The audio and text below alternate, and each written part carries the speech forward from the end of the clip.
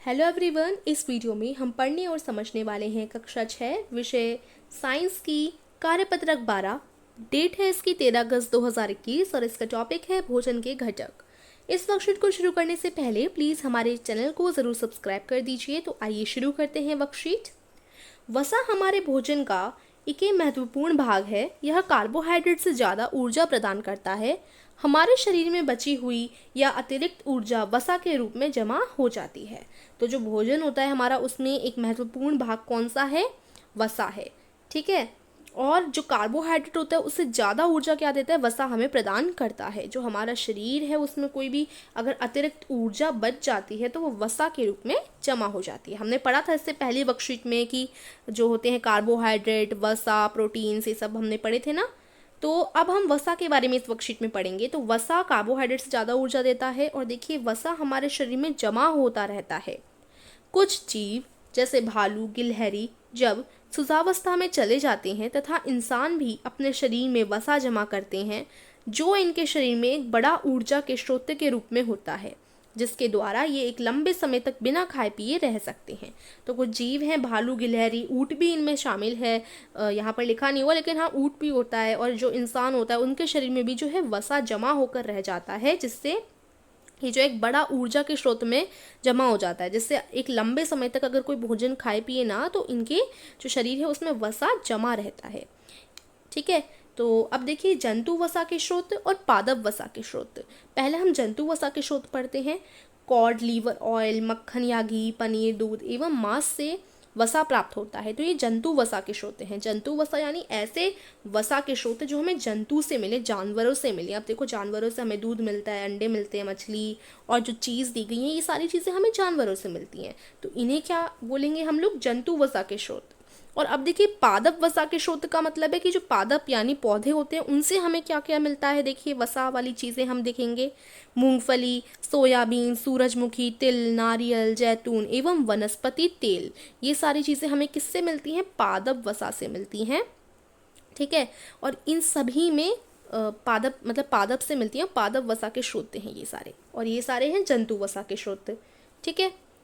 अब आगे बढ़ेंगे हम लोग। वसा की उपस्थिति को सामान्य परीक्षण द्वारा जांचा जा सकता है। अगर आप किसी भी खाने में जानना चाहते हैं कि उसमें वसा है कि नहीं, तो कुछ चीज़ें हैं जिन्हें आप कर पता लगा सकते हैं कि आप पता लगा सकते हैं कि उसमें वसा है कि नहीं है। जैसे क्रियाकलाप, वसा का परीक्षण।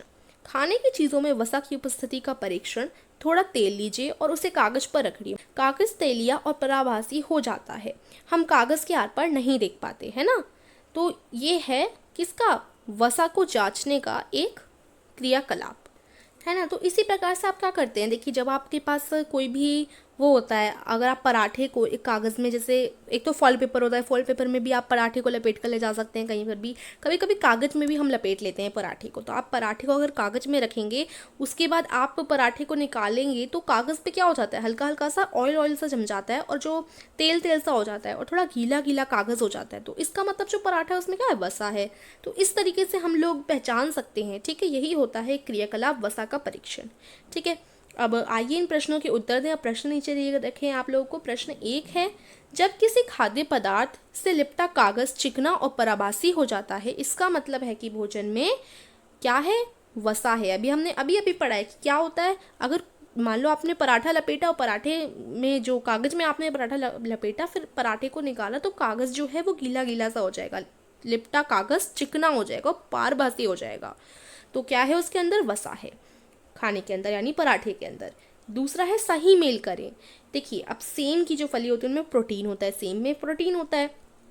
और ऐसे ही मक्खन में क्या होता है? अब आपको ये बताना है। सेम में प्रोटीन होता है तो मक्खन में क्या होता है? तो इसका आंसर तो बहुत इजी हो जाएगा, मक्खन में वसा होता है। तो यहाँ पर आ जाएगा वसा। ठीक है। इस प्रकार से ये हो जाएगा। अब अगला प्रश्न है, जानवरों और पौधों से प्राप्त होने वाली खाद्य वसा के स्रोत का नाम बताओ। अब जानवरों से कौन कौन से वो वसा के स्रोत प्राप्त होते हैं और पौधों से कौन कौन से वसा के स्रोत प्राप्त होते हैं, जैसा अभी हमने ऊपर पढ़ा ना। देखिए जंतु वसा के स्रोत ये रहे, पादप वसा के स्रोत ये रहे। तो ऐसे ही इनका उत्तर आप लोग करेंगे।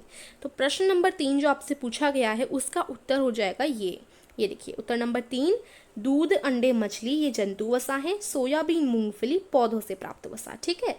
दूध, अंडे, मछली तो हमें जंतु से मिल जाते हैं और सोयाबीन, मूंगफली हमें पौधों से मिल जाते हैं। इस प्रकार से आप प्रश्न 3 का उत्तर लिख सकते हैं। प्रश्न 4 क्या है देखिए, अच्छे और बुरे वसा वाले भोजन के एक एक उदाहरण का नाम बताइए। तो अच्छा वसा और बुरा वसा, देखिए ये देखिए, ये उत्तर नंबर 4 है। अच्छा वसा कौन कौन सा होता है? चीज़ हो गया, दूध हो गया, ये तो अच्छे वसा है। लेकिन बुरा वसा कौन कौन सा होता है? देखिए बुरा वसा यानी जंक फूड, जो आप जंक फूड खाते हैं, पिज़्ज़ा, बर्गर, ये सारी चीज़ें जो होती हैं ये ज़्यादा अच्छी नहीं होती हमारे हेल्थ के लिए, तो ये कम से कम खानी चाहिए, अवॉइड करना चाहिए इनको, ठीक है। तो अच्छे वसा चीज़, दूध आदि भी लिख सकते हैं, आगे काफ़ी होते हैं आदि, ठीक है। और इस प्रकार से आपका क्वेश्चन नंबर 4 का ये वाला आंसर हो जाएगा। क्वेश्चन नंबर 5 क्या है देखिए, वसा हमें कार्बोहाइड्रेट से अधिक ऊर्जा देता है। तो हाँ, हमने अभी वर्कशीट के स्टार्टिंग में पढ़ा था, ये सही है। प्रश्न नंबर 6, क्या आप कुछ उन जानवरों के नाम बता सकते हैं जो वसा को अपने शरीर में जमा करके रखते हैं? पहली बात तो जो ह्यूमन होता है वही अपने शरीर में वसा को जमा करके रखता है। अब जानवरों के नाम पूछे हैं तो हमने ये भी पढ़े हैं, देखिए ऊँट हो गया, भालू हो गया, गिलहरी हो गई, तो ये सारे जो होते हैं वो अपने जो है शरीर में वसा को जमा करके रख सकते हैं, ठीक है। तो इस प्रकार से इसका आप लोग आंसर कर लेंगे और वर्कशीट हमारी यहीं फिनिश होती है। वीडियो को लाइक कीजिएगा, चैनल को सब्सक्राइब कीजिएगा। Thank you.